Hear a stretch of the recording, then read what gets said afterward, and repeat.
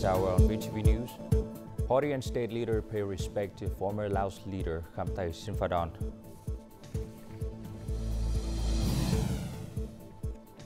And Prime Minister urges adoption of flexible measures in response to U.S. new tariffs. And Southeast Asian nations seek urgent dialogues over U.S. trade tariffs.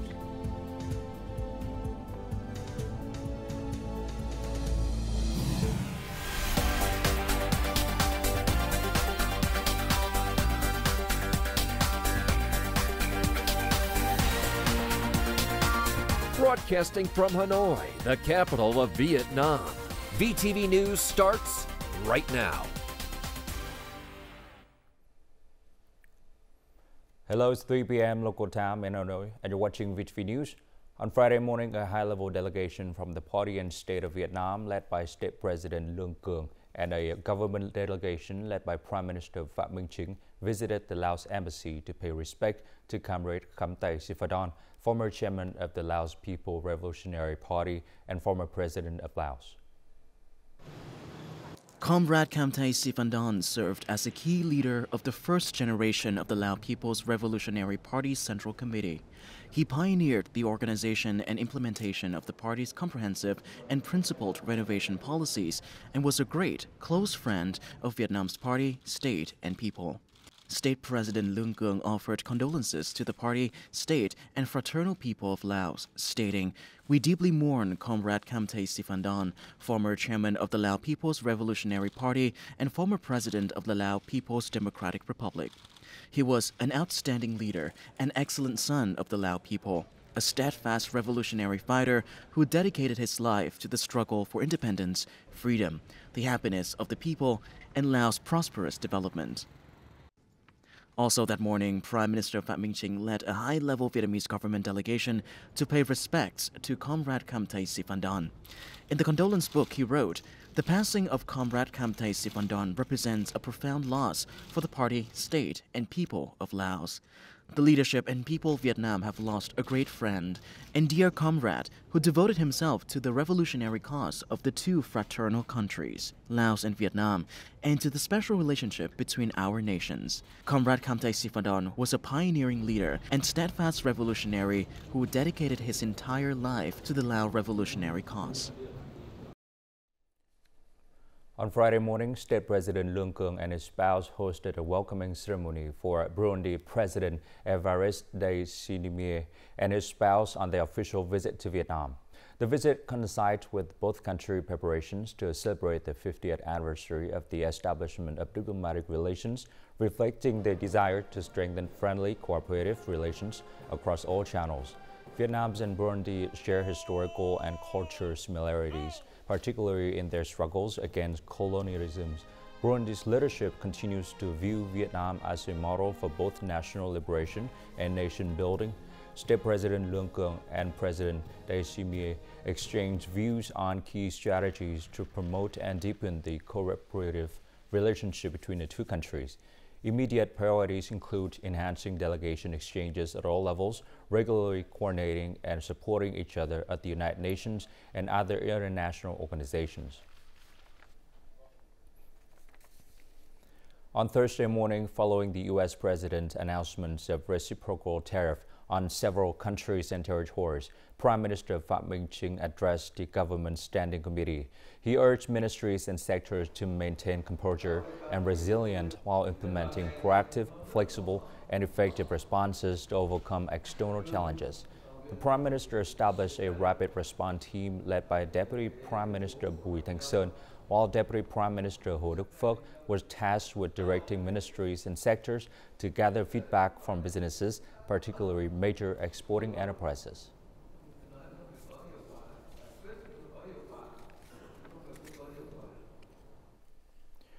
The United States has rolled out a 46% tariff for all Vietnamese exports. The timber industry has been hit particularly hard by these policies.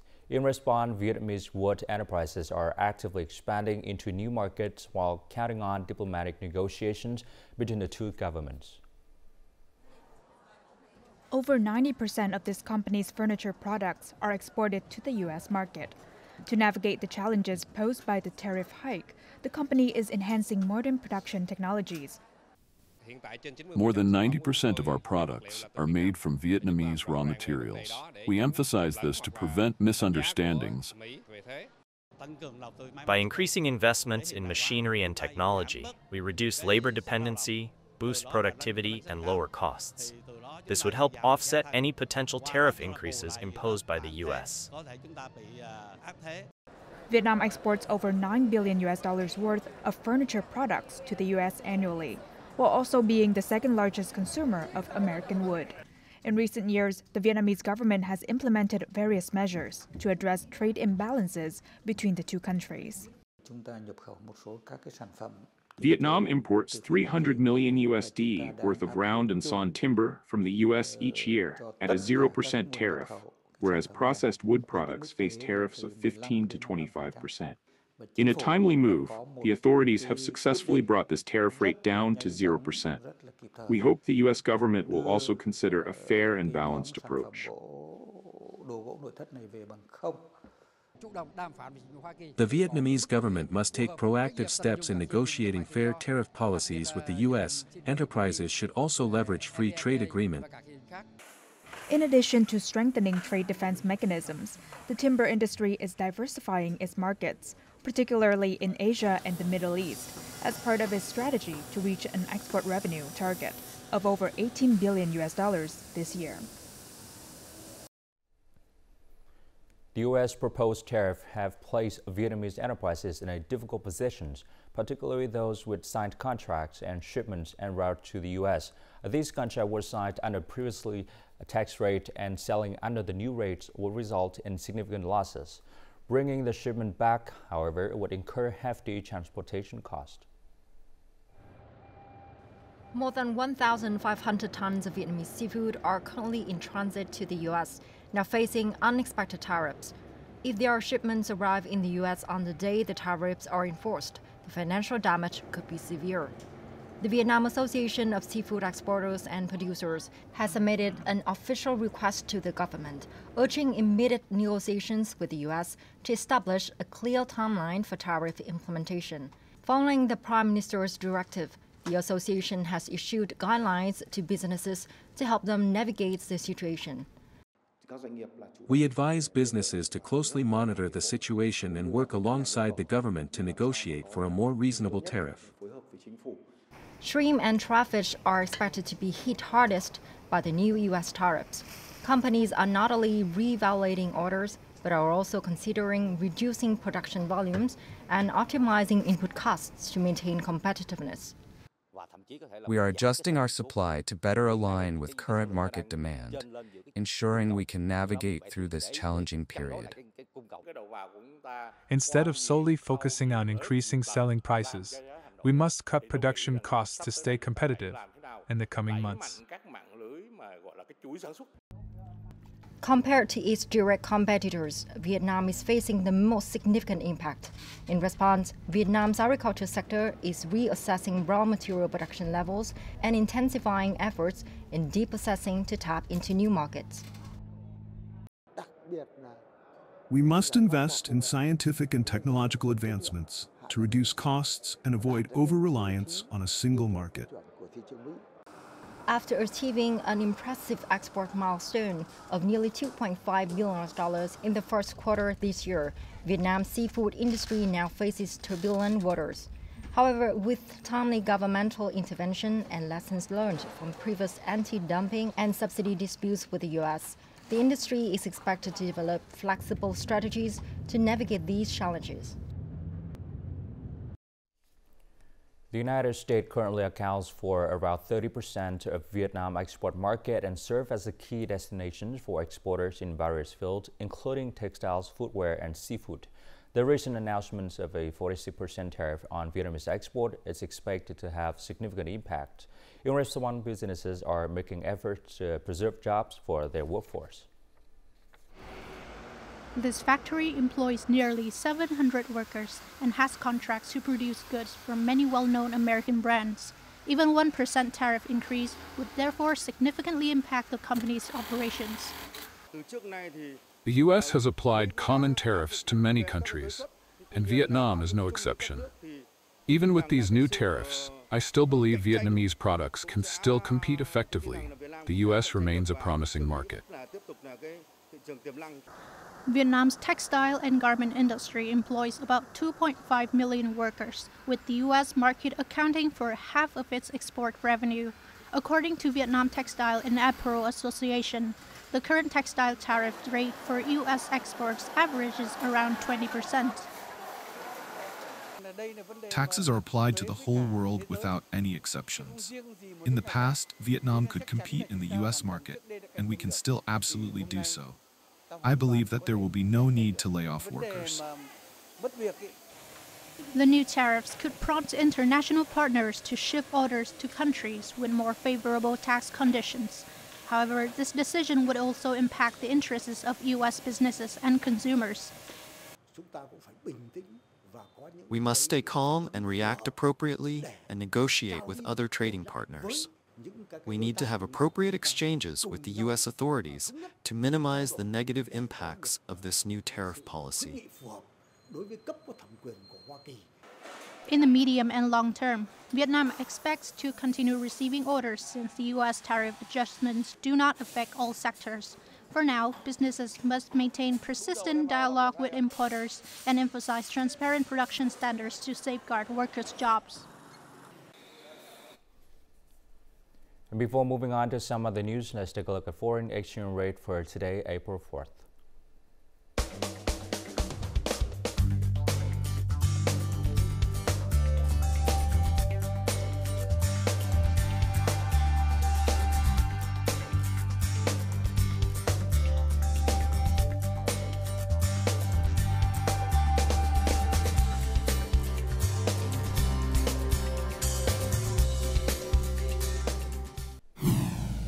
Up next on VTV News, Vietnam continued dialogue with the United States on reciprocal tariffs.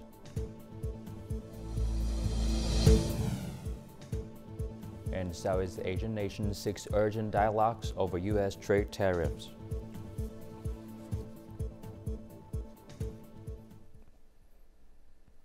On Friday, responding to questions about Vietnam's reactions to the U.S. decision to impose reciprocal tariff on Vietnamese export, Foreign Ministry spokesperson Phie stated that Vietnam regrets the United States decisions to impose reciprocal tariff on Vietnamese exports. We believe this decision neither aligns with the reality of our mutually beneficial economic and trade cooperation, nor reflects the spirit of the comprehensive strategic partnership for peace, stability, cooperation, and development. Implementation would harm bilateral economic and trade relations, reflecting the interests of people and businesses in both countries. Vietnam will continue constructive discussions with the United States to find practical solutions that support stable and sustainable bilateral economic relations, serving the interests of people and businesses in both countries. Canada on Thursday said it would impose a 25% tariff on tens of thousands of vehicles imported from the United States. The announcement came after U.S. President Donald Trump declared a new 25% tariff on all foreign-made cars. Although Canada would spare the 10% baseline tariff applied to many other countries, Canadian Prime Minister Mark Carney announced that the country would respond with countermeasures against U.S. auto tariffs. Specifically, Canada is implementing a 25% retaliatory border levy on all American-made vehicle imports not covered by the Canada-United States-Mexico Agreement. The levy's estimated $8 billion will be allocated to automobile industry support alongside an existing domestic support fund.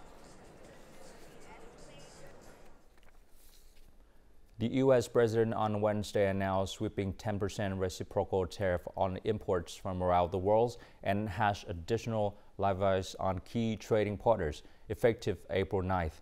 In response, several trading partners have confirmed they are seeking trade dialogues with the United States as the implementation's deadline draws close. Southeast Asian countries are maintaining a cautious approach towards sustainable trade relations with the U.S. U.S. President Donald Trump unveiled reciprocal tariffs against many Southeast Asian countries, including Thailand, 36%, Indonesia, 32%, and Malaysia, 24%. In response, the Indonesian Ministry of Foreign Affairs announced it has sent a high-level delegation to the U.S. to negotiate the tariff situation. The Malaysian Ministry of Investment, Trade, and Industry said it is actively engaging with U.S. authorities to seek solutions that will uphold the spirit of free and fair trade. Meanwhile, the Thai government wishes to affirm that Thailand has expressed its readiness to engage in dialogue with the United States at the earliest opportunity to achieve a fair trade balance that minimizes disruption to both economies. I think there's still room for negotiation. The 36% tariff might apply to a selected group of commodities. We have anticipated this and deployed a dedicated task force. Singaporean Trade Minister Gan Kim Yong said Singapore will try to engage the U.S. to understand President Donald Trump's areas of concern and see if they can be resolved. The Trump administration asserts that these tariffs will protect domestic industries, address trade imbalances, and ensure national security. With the April 9, 2025 implementation deadline approaching, most affected countries have limited time for negotiations. The 46% reciprocal tariff rate on Vietnamese goods to the U.S. has caught the attentions of Vietnamese business community, including international enterprises. So what are their thoughts on this? Let's listen to the following. They rip us off. It's so sad. Despite the inevitability of U.S. tariffs on multiple countries, including Vietnam, businesses were taken aback by the unexpectedly high rate of 46%. The shocking thing was the high number. It raises prices on the American people and American families, and therefore consumer demand is going to go down because people's wallets are going to feel thinner, and that's going to impact orders in Vietnam. It's very early right now. This just happened, so it's too difficult to see what one country or one company is going to do versus another. Trade is still going to happen. This isn't the end of anything. However, the foreign business community remains optimistic, citing the strengthening relationship between Vietnam and the United States and the Vietnamese government's proactive and flexible bamboo diplomacy. The U.S. and Vietnam are close friends, comprehensive strategic partners. They do well talking to each other. There's open lines of communication. Vietnam is taking the trade imbalance seriously, and Vietnam still has room to try to negotiate a good deal or a better deal, and we expect that things are still going to move forward. I think the only optimism you can pick up here is that we generally have a government who tries really hard to build a relationship with US. We see that there is, a growing development in the trade between the European countries and Vietnam, and in that sense, this can end up being positive for both Vietnam and the Nordic countries. While concerns persist about how the new tariff policy could influence investment decisions, foreign investors continue to trust Vietnam's improving business environment. They acknowledge the government's commitment to listening, sharing, and taking practical measures to foster a favorable investment climate, reinforcing their confidence in pursuing long-term business strategies in the country. Coming up next,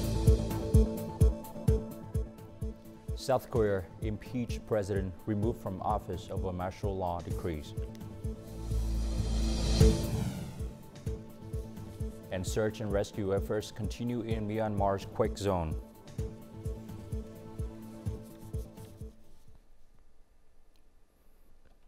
After burning intensely for 2 days, the forest fire along the Nyokwe River in Haza was finally extinguished. Thursday evening, a team of over 200 people, including forestry forces, police, border soldiers, militia, and local residents, worked together to fight the blaze in Maleb village, Dongvan district. The fire destroyed approximately 5 hectares of grassland and forest. The area's steep slopes posed significant challenges for the firefighting operation.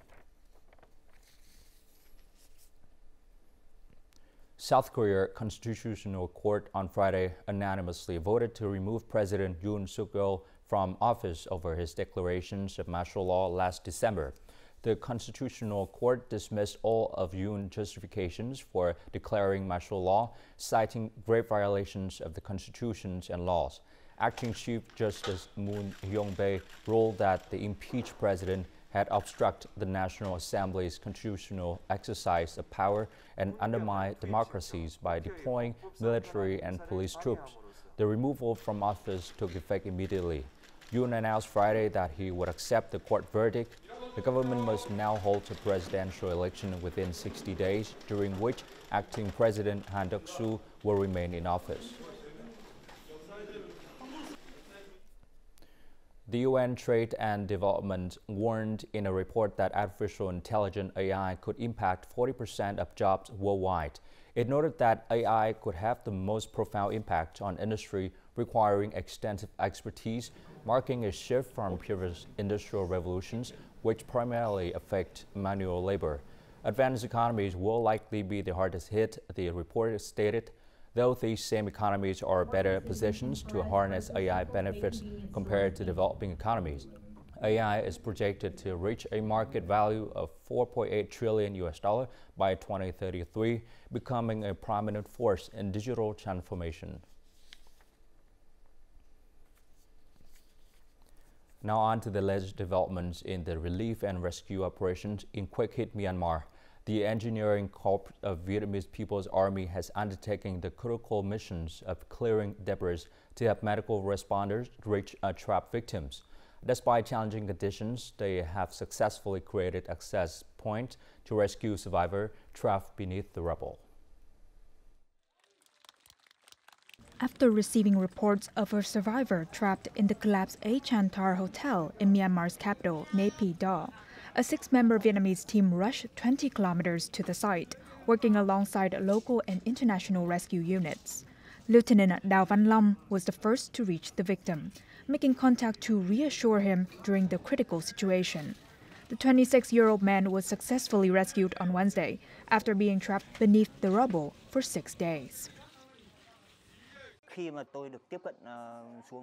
When I approached the victim, the floor above was still solid.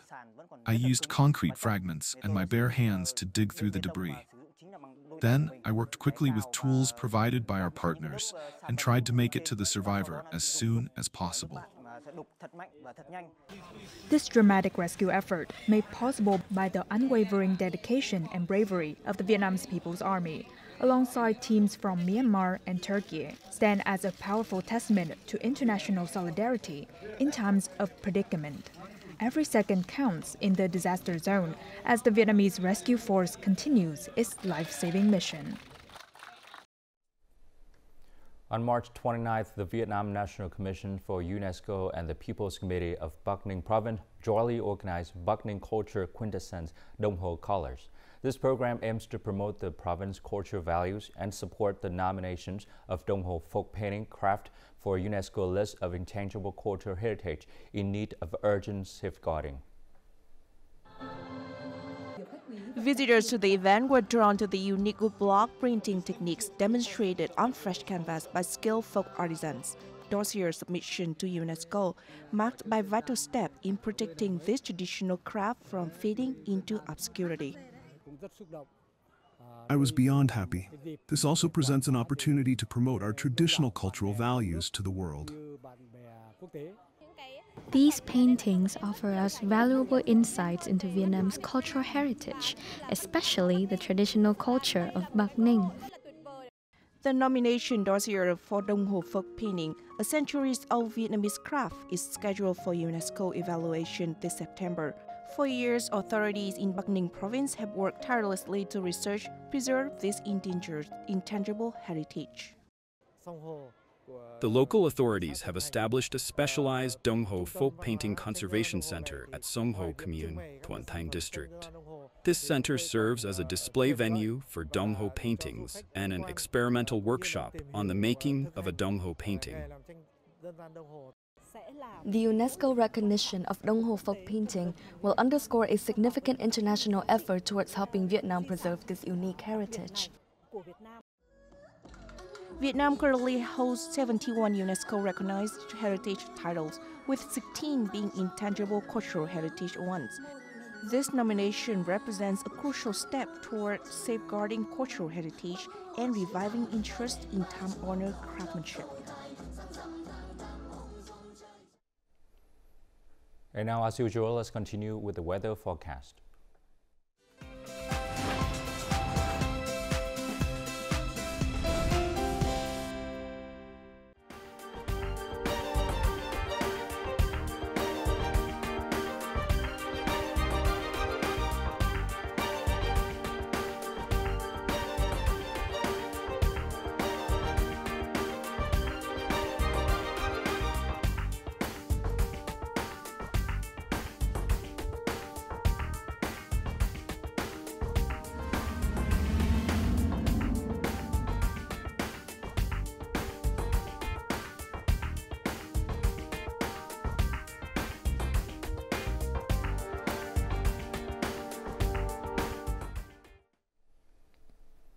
And that's all the news for today. To rewatch the program, you can log on to VTVgo.vn, our YouTube channel at youtube.com/VTV4go, or download a mobile application VTVgo. Thanks for watching and goodbye for now.